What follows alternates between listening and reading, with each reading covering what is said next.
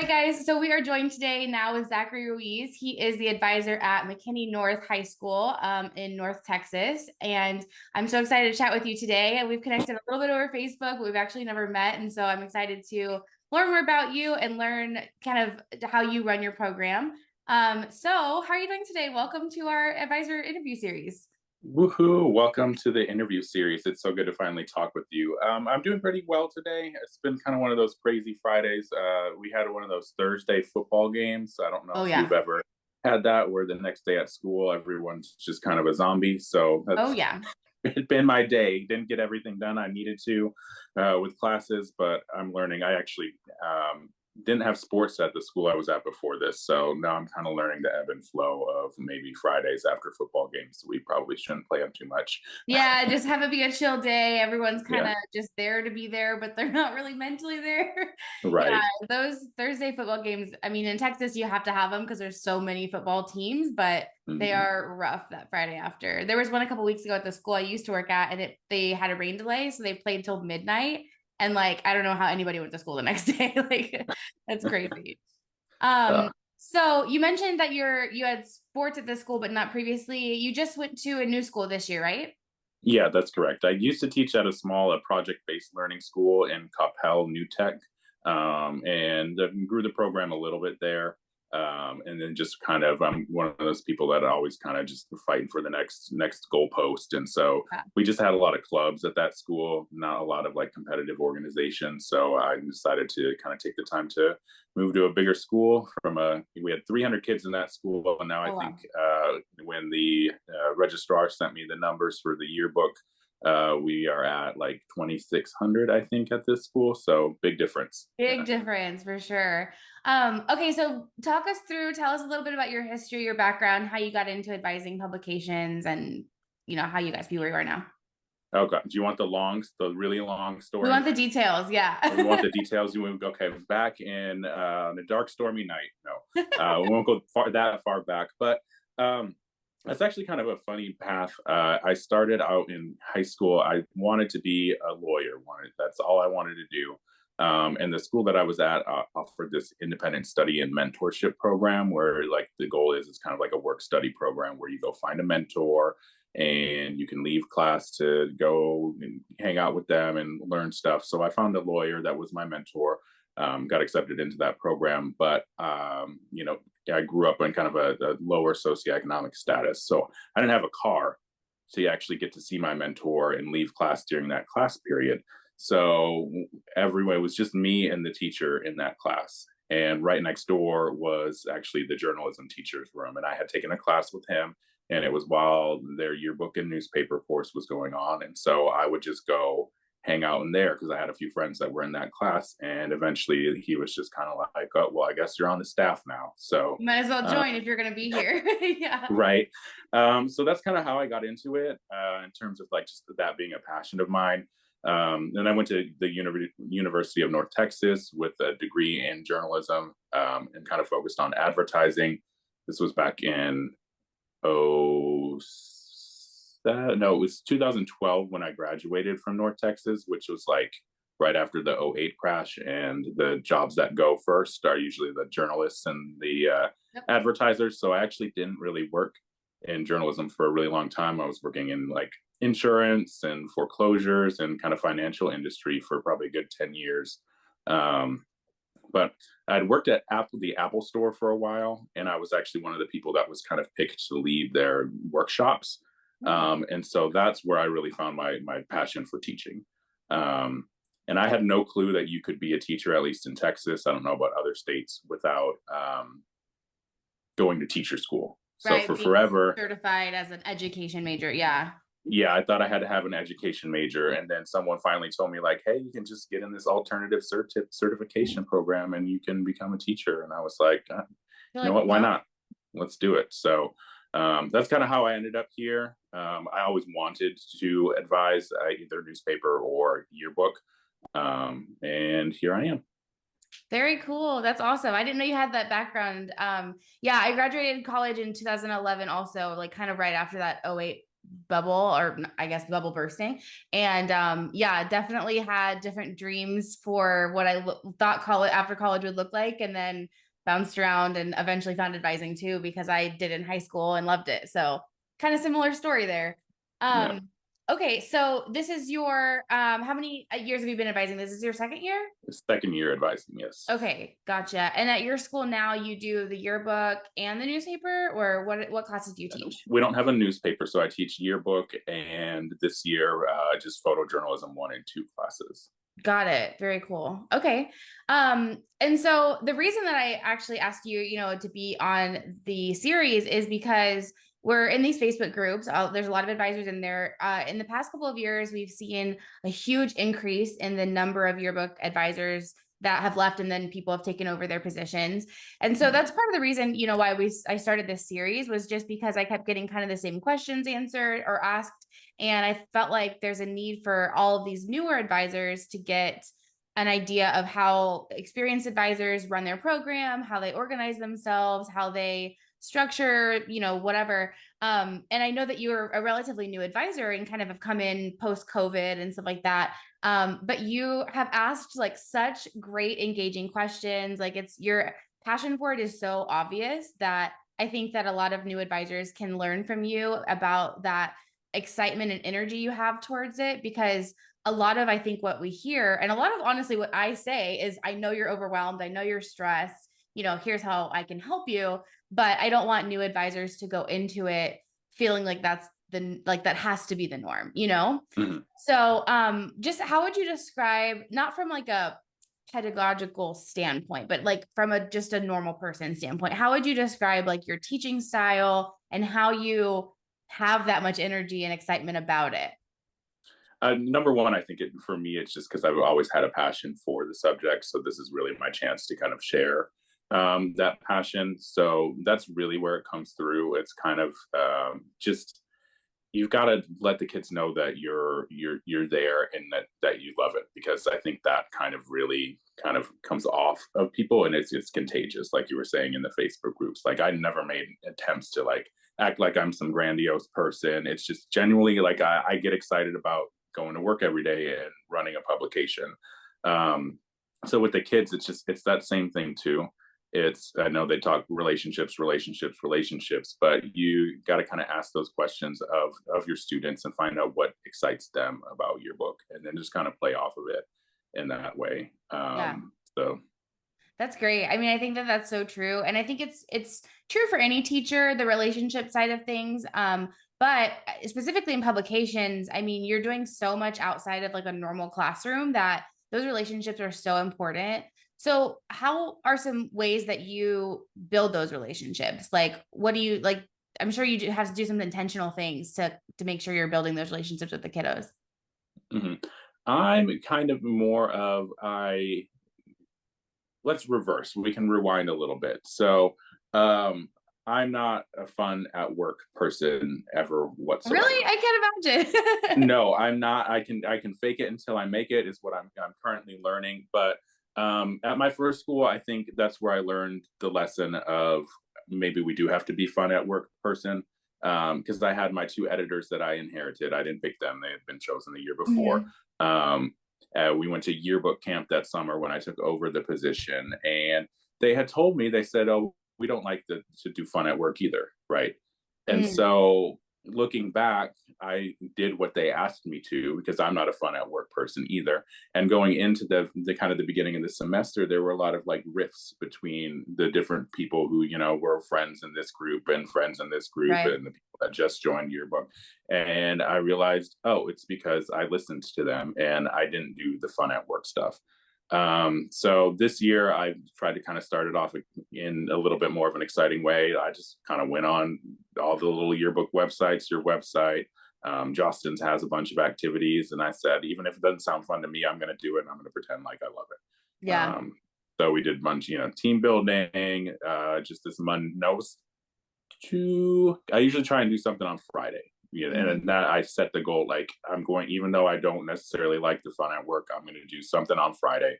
And so like last week we did, the editors got with their teams, and the editor had to, I drew a picture of like a pig with a lightning bolt coming down on it. And I stuck it up in the hallway, and then the editors had to go in and look at the picture in the hallway, walk back, and then they had to tell their team what to draw. Oh, And then we that's brought fun. our Like assistant communication. principals in, yeah, to kind of judge and see who drew the best one, and then we can kind of see where the differences are. So just stuff like that.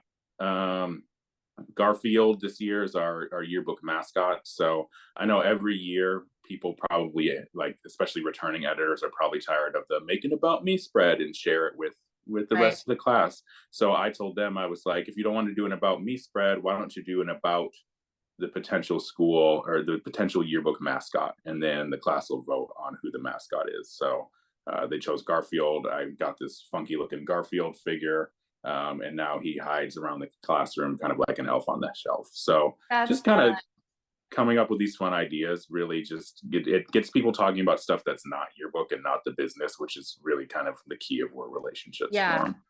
I think that's such good advice. Like I am definitely like a fun over function type of person. Like I look for fun in everything and intentionally inject it in the boring stuff. But especially for a teacher that doesn't come naturally. Like as an advisor, I think having those opportunities to build those relationships, like you said, not talking about journalism or talking about yearbook is so important. And like it's especially during deadlines, it feels like that's a waste of time almost, but you kind of need those brain breaks too to kind of just keep remembering why you're doing this, like, and also they're Yeah, kids, for sure. so Right. fun And stuff. I have to remember that when I was a kid, I probably would have found a lot of these things fun, even though I've done, two truths and a lie, probably Yeah, 300,000 times in my career at this point. But to them, it's new. So that's always right. kind of keep it on your mind, especially even when it comes to teaching them all of the things that they need to know. Like, remember, like, to them, it's new. Like, I've run a photography business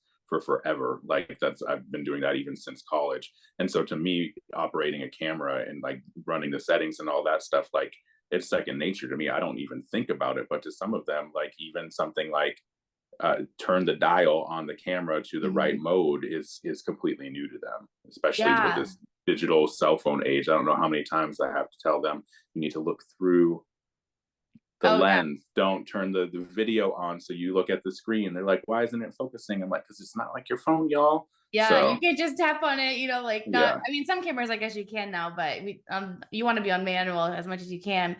That's a really great point, and something that none of the other advisors we've spoken to yet have touched on is that like bringing the cookies down to the bottom shelf, kind of like we're so used to as teachers or photographers or journalists or wherever your background comes, writing or whatever, like knowing where the tools are, how to write the sentence, and like from a brand new student perspective, they don't know how to turn the camera on, and sometimes it's hard, especially I don't have a teaching background originally. And so I didn't go to get an education major and learn what pedagogy was. I had no idea what any of that was. And yeah. so teaching them like, or learning how to break down those things on like the very base level is definitely a skill I had to learn as a new advisor. And yeah, for me, I'm like, oh, shutter speed, that's a day long lesson. Probably not, right? Not Yeah, they're that I'm like, in I those need 3 shoes. weeks. Yeah. Yeah, lots of practice. I know, yeah. Yeah. Okay, so what would you say is your like biggest challenge when it comes to advising student publications? For me, I think it's echoes some of the other interviews that you've done. It's that feeling like you're on like just this little island in the middle of your big school, and no one but you and your kids really knows what's going on. Admin will try and come in and chime in, and even like your with the publishing company that has a rep that actually comes out to help. They don't know the inner workings of your school and your program, so they're kind of that top of the shelf cookie person that's coming in and it's like, oh, you can do it this way. Meanwhile, I'm sitting here 3 weeks in, and I'm like, well, it takes us 4 weeks to even get them able to log into Lightroom or pull up Mhm. Photoshop. So you want me to be at this place versus someone else needs to be at this other place. So it's really just not having, even like, they've got me on a team right now with a teaching partner, but you know graphic design, which goes into yearbook a little bit, but it's really not the same thing. So it's just like being that sole person in the school, I think I said on one of the Facebook people, it feels like your job is even sometimes bigger than admin's job because you literally answer to everyone. You know, you Yeah. answer to your students, you answer to the parents of anyone who is in that school that has a question about the yearbook. You answer to upper admin, you answer to admin, you answer to the other teachers that want to make sure that their programs in that book. So that's just the being the one man show. Usually, you know, there's no assistant. It's just you and the It's you. kids.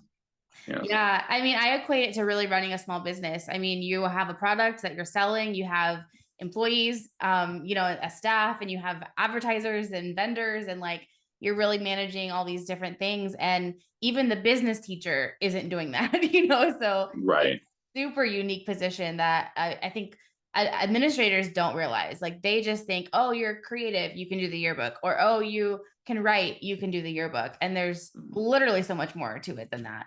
So when you're Or if doing you were at my old school, you were the business teacher and you run their DECA program and the yearbook. So many hats, right? many, many hats on top Yes. of your many hats. Yeah. Yeah. So when you're doing all of that and you're an island, like how do you prevent burnout? I know you're only 2 years in, but like it's a really popular thing in the industry because we wear so many hats. So, you know, how do you not go crazy?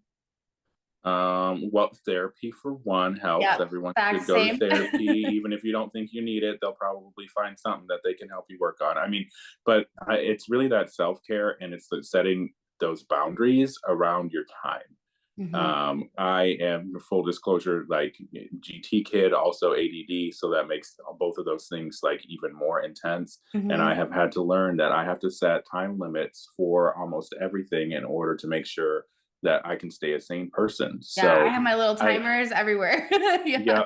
And so, but for me, even especially with advising and avoiding burnout, it really is important to leave work at work and then just kind of go on. I know I get on the Facebook group sometimes just to kind of get a question answered, but as much as I can, like that bell rings and that's call it a day. You can only get so much done in a day. And there's so many studies out there that show like after 8 hours, you're actually end up wasting time because that extra time that you put in that you think is making a difference, you make so many mistakes in there. Then Right. you have to come loop back around and fix all those mistakes because you were overworking yourself. So Hmm. it's hard to like just let it go and say that's what I did for the day. But sometimes you just have to let it go and say that's what we did for the day. You know, you Yeah. can stay up at deadline time until 3 in the morning, making sure everything is perfectly aligned. You're probably still going to miss one or two spots. Like, Yeah. And I mean, at the end of the day, does that really matter? You know, like it's, yes, as much as we love yearbooks and we want them to be perfect, like it's still a high school yearbook, you know, like it's not right, curing cancer and it's not rocket science. So we can right. probably let it be a little bit misaligned and move on and get some sleep. So, Right. And people are going to critique what they're going to critique. There's no mhm, as much work as you can put into it. I mean, I worked for Apple for 5 years of my life, and that company is critiqued left and right all the time. Even mhm, though they're one of the best tech companies in the world with the best design teams, there's always something that right. you can fix, and it's learning to just breathe and let it go sometimes, because sometimes holding on to it is also what's going to cause you a lot of that stress. Yeah. Man, you're so wise. Like my second year advising, the time management thing is probably what I struggle with the most. Also, as a ADHDer, I would have students come after school and want to work on the book, and I would be there till 6 o'clock every single day. And I was like, I can't kick them out. They're working. Like I can't, how do I do that? And then my husband, who is the opposite, and he's very diligent, he was like, you need to tell them no, like tell them to leave. And I was like, I Yeah. can't. But being the adult too is sometimes just you reframing like, hey, I have things to do, you can come back tomorrow, you can get them done tomorrow. Right. So Right. And that shows that teaches them that too, as yeah.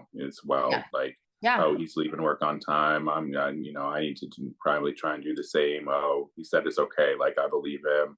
Yeah, And that, demonstrating work-life balance. yeah, definitely. Yeah. Because a lot of people don't have that these days with always being on and Hmm. that sort of thing. It's like, you can go home and Yeah. relax because that makes you that much better in the morning. Like I Right. resisted it for so long, and then finally I was like, I'm actually performing way better, and it doesn't necessarily make the logical sense up front, but Right. but it's hard, but it's worth it once you master it for sure. And I wouldn't say I've mastered it either. So Yeah, but on the once way you to improved mastery. it, Yes. incrementally improved it. Yes. Okay, so one of the most common questions we get is about grading.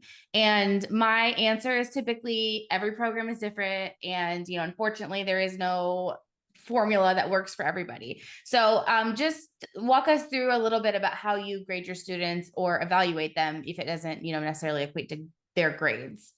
Mhm. So I kind of like tie, and this is like I do lessons on this, but I kind of tie everything into kind of the metaphor of like the creative box. And so for me, what I kind of explain to the kids is like the yearbook is something that has to be fit in the box of the normies. There's certain things that have to be there. There's certain things that we need to put into it. But we are creative people and we like to live outside of the box, right? Mm-hmm. So we come up with these ideas, we brainstorm, we move stuff around. And then our goal as a yearbook group is to put things back in those boxes, right? Mm-hmm. So for me, I actually have, I write out on the board, I have basically 4 different grades. And so I call those the 4 corners of the box.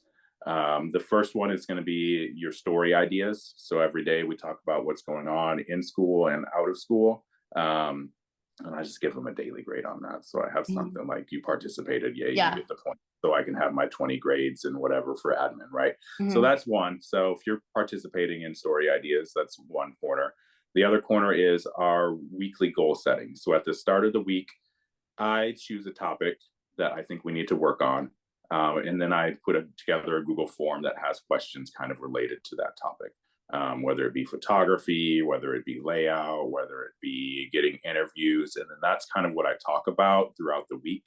Mm-hmm. And they set a goal for themselves, so they can choose the goal, but I ask them to relate it to the topic if possible. So Mm-hmm. their goal could be, I need to get an interview this week, or I need to get 3 interviews this week, or I need to attend a sports game, or I need to do this, that, or the other thing. Mm-hmm. So that's kind of one aspect of it. Then they follow up with that at the end of the week. So there's kind of the same questions. I also throw in, it's not for the graded part, but I throw in a collaboration just to kind of remember that, for them to remember that they're working on the same thing together. So then Yeah. they rate themselves on collaboration 1 through 10. And that doesn't just mean, did I help others? I phrase it, did I help others and did I ask for help? Oh, that's great. 1 to 10. So that way the people that maybe are struggling can realize, oh, I can ask for help. That's part of what we're looking at. Mm-hmm. And then they give themselves a letter grade on how they did that week, A, B, C, D, E. Well, there's no E, but F, and that's 90% of the time, that's what I put in the grade book, unless I'm having a specific, issue with a specific student. Mm-hmm. And it usually is the grade that I would give them. I had one of my year 1 students actually this year gave themselves a D for the first week. And I was like, I just told you are in charge of your own grade right now. And they were honest. They were like, no, I didn't really do that much this week. So I think having the trust in teenagers is kind of something we struggle with. It's teachers, especially. I bet those teachers that are coming from other subject areas or have that education degree, but these kids know how they're working, how much effort they put in. They just pretend like they don't. But when you make it anonymous, or not anonymous, but like when they just know that I'm the only person that's going to see this, Right. they're going to be honest with me. So yeah, I really like that. I've never heard of that kind of structure before. I mean, people do like a form where you rate your experience, your effort for the week, stuff like that, or give yourself points. But I love the 4 corners concept, and also their actual grades being about effort versus product. Because truthfully, at the end of the day, if the product is being put in the yearbook, it's going to be a work. But you have to evaluate that process in journalism or in yearbook or productions classes or publications classes. So I love that is more of their grade than their actual like story they wrote, design they did, photography they did. Because it also seems a lot more fair, just like because things happen as you're learning, Mm-hmm. And well, that put a pin in that, because my 4th corner is actually like when we have deadlines. That's the grade that I actually go in, and based on the rubric, like I will go in and I will score. Yeah. Their actual spread that they did, because we assign spreads to individual people rather than having like a team of 3 or 4 Right. people working on them. So each person gets a spread every deadline, and then for the first quarter, I make up a couple of grades for stuff. Don't tell my admin. You might want to cut this one out. Yeah, well, I think that's very My common. admin will never watch all the way through this, and if he does, No. hello. Hey. But all teachers do it. Oh, do an Yeah. about me card. That's our first test grade, It's right? participation. It's, Yeah, there's lots of different things that we can justify that grade was meant for. So yeah, right. it's very common. Um, okay, so I think that's a really helpful answer though, because I think even though, like you said, you do the fourth corner is adding the points, like that is balance. It's not all dependent on that. Because I've had kids come up to me like in tears before because they're forgot a memory card and it's a quiz grade to go to the photo shoot. And it's like, yes, we have to hold you accountable. We want you to learn, but like you're not going to fail yearbook because you did that. Like you're never going to forget a memory card ever again. Like that's more important than your actual letter grade. So, as a new teacher, I think that that's sometimes hard to figure out how to do because we're taught either in education, college, or in alternative certification, the grades are, numerical.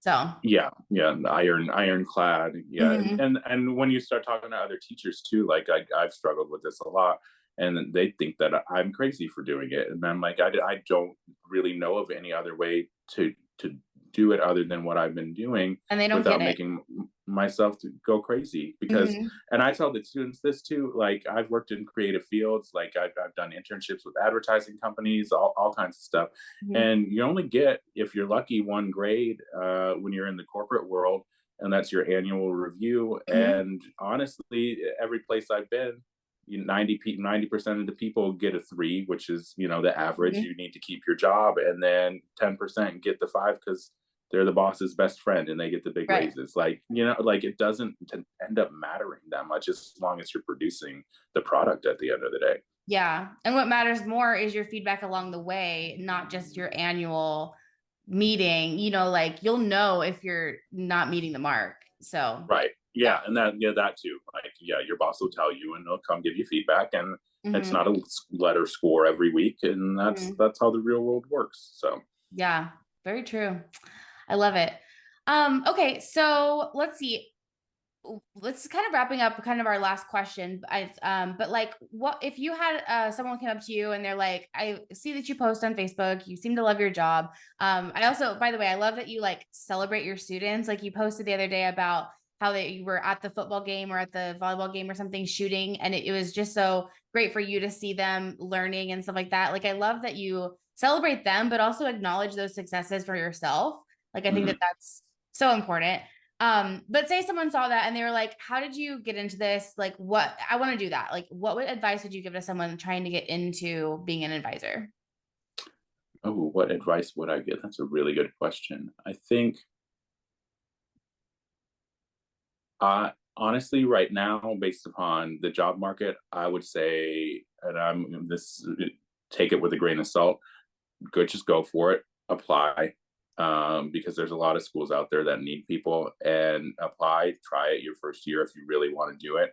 And there's a lot of schools right now that'll take a first year advisor if that's Mhm. what they want to do. I think that's what, at least right now, as like if you were interviewing, just the fact that you want to advise yearbook or newspaper even, they're hurting for people in these spots. And so that's where you get some of these other teachers that I've heard of that, oh, I teach science and they couldn't find someone. So now I'm science and I'm the yearbook teacher.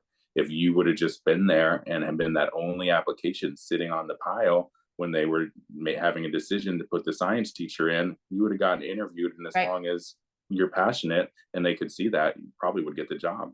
It's not Yeah. going to be easy your first year, but never is any job your first year. So just go out there and try it. Like, Hmm. apply, ask. Yeah, I think that's great advice. And it's actually different advice than I would have given a couple of years ago because it used to be a field that was very hard to get into because Mm-hmm. people usually stayed in the position for decades.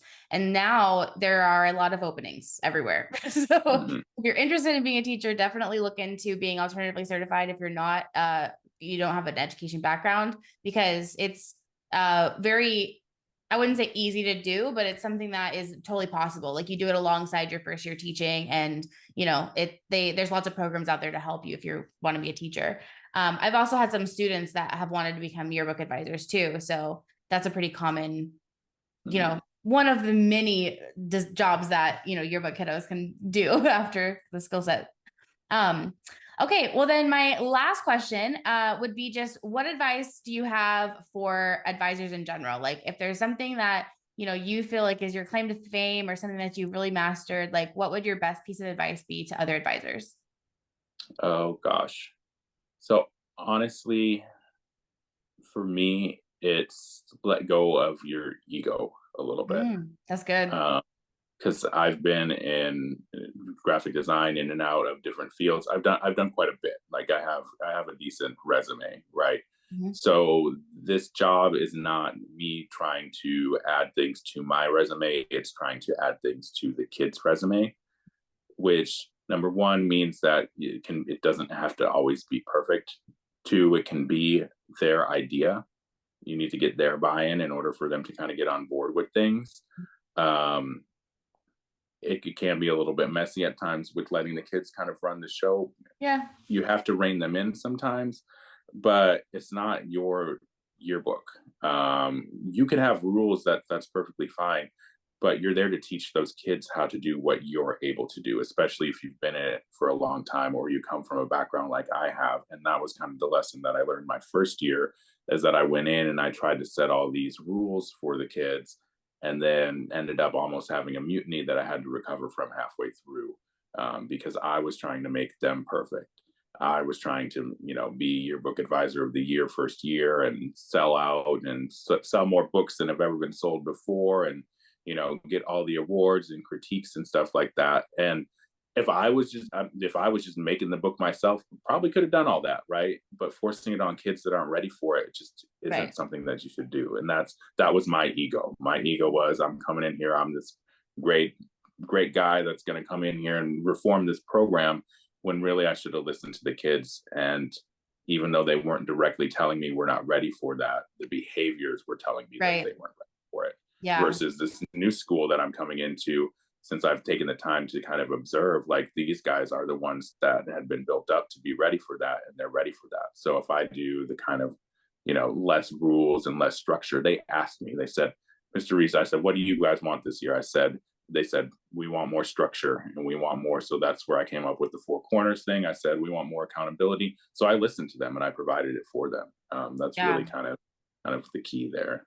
That's great. I mean, that's so important, especially like we said, as advisors leave and new advisors come in, taking over a program can go one or two ways. It's usually great or terrible. And so sometimes, you have to kind of take a step back, like you said, and observe them and see how they are and ease into it versus coming in and trying to change things right away or whatever. Because usually when advisors leave, it's under circumstances where it's, they love their advisor, and they miss Mm-hmm. them and they have to adapt and stuff like that. So, that's great advice to observe them and let them tell you what they want, because they do know if they need structure, if things are chaotic, they feel it. So Mm-hmm. yeah, awesome. Well, thank you so much. I so appreciate you You're sharing welcome. all of your Thank you. insight. Is there a place where anyone can find you online that if they have questions or anything? I know you have a photography website.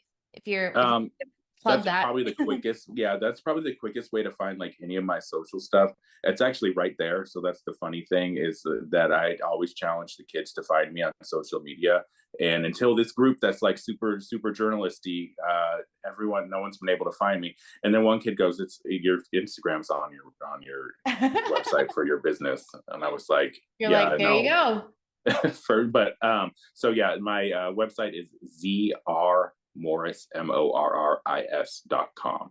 So Okay. that'll take you to my photography profile, and then all my Instagram links and stuff like that are down there at the bottom. Okay, perfect. I'll link that too in the description box below. All right, awesome. Well, thank you guys so much for watching. Go ahead and join us next week. We'll have another advisor on for just advisor things. Thanks so much. See you then. Bye.